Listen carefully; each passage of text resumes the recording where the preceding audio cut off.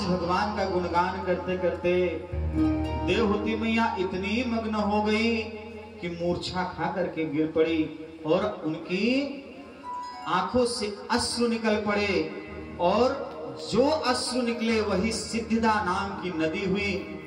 उस नदी, उस आंसू के जल को, उस नदी के जल को नतमस्तक होकर के साष्टांग प्रणाम करके उसके जल को अपने ऊपर छिड़क करके कपिल भगवान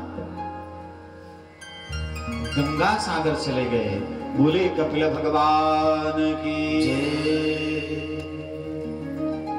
आगे कहते हैं कि मैंने आपको बताया कि स्वयंभू मनु की 3 पुत्रियां हैं। देवहूति की कथा तो हमने आपको बताया।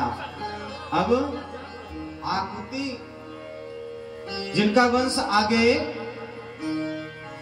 नहीं चला क्योंकि एक पुत्र हुआ और वह भी देवहूति का वंश आगे नहीं चला, वो भी एक हुआ जो ब्रह्मचारी होकर के चला गया, उनकी दूसरी पुत्री आकुति यह रुचि नाम की प्रजापति की पत्नी बनी और यज्ञ भगवान का प्रागट्य हुआ।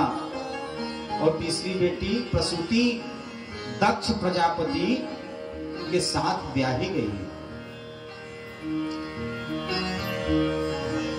दक्ष प्रजापति के घर में जिन जिन कन्याओं का जन्म हुआ, उन्हीं कन्याओं में सबसे प्रसिद्ध हुई मां भगवती सती।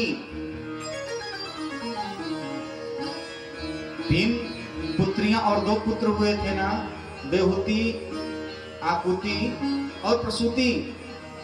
तो देवहूति के विषय में बतलाया, आकुति के विषय में बतलाया कि उनका एक पुत्र हुआ, वो भी ब्रह्मचारी हो गया। यज्ञ भगवान हुए, लेकिन बताते हैं कि जो प्रसूति है दक्ष नाम के प्रजापति के साथ ब्याही गई और उनकी कन्याएं हुई। उन्हीं कन्याओं में एक कन्या है सती। सती की कथा बताते हुए, सती की कथा बहुत सूक्ष्म ही बताई गई है।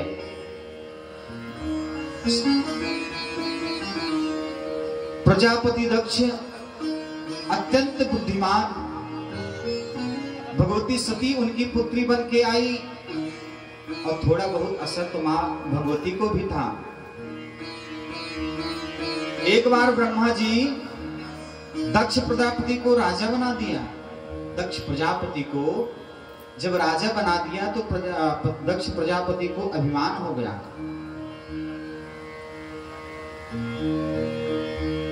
और जब प्रजा का पालन करते करते कुछ समय बीत हो गया, अहंकार में चूर हो, एक बार दरबार लगा, सारे देवता इकट्ठा हुए। उसमें ब्रह्मा, विष्णु, इंद्र, शिव सभी देवी देवता इकट्ठा हुए। दरबार सजा हुआ है, प्रतीक्षा किसकी हो रही है? दक्ष की। थोड़ी देर में दक्ष आए तो सबने उठ करके उनको प्रणाम किया। ब्रह्मा जी नहीं उठे। ब्रह्मा जी ने कहा यह तो मेरा बेटा है, मैं क्यों उठूं? विष्णु भगवान नहीं उठे। विष्णु भगवान ने कहा तो मेरा नाती है। और जब नाती नहीं उठे,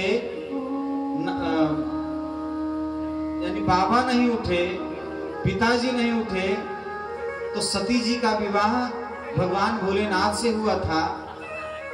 और प्रजापति दक्ष भोलेनाथ के ससुर, भोलेनाथ भी नहीं उठे। आज भोलेनाथ के न उठने पर दक्ष प्रजापति को बहुत क्रोध आया, बहुत खरी खोटी सुनाया, बहुत ही नियम कानून उन्होंने बनाया सुनाया। एक भांत से ही अनेकों नेक प्रकार से उन्होंने भोलेनाथ का अपमान किया। कहाँ रहते हैं? बोले जंगल में। सेवा कौन करते हैं? बोले भूत प्रेत। श्रृंगार क्या है? सांप बिच्छू। अरे जिनको रहने का ढंग नहीं, खाने का ढंग नहीं है,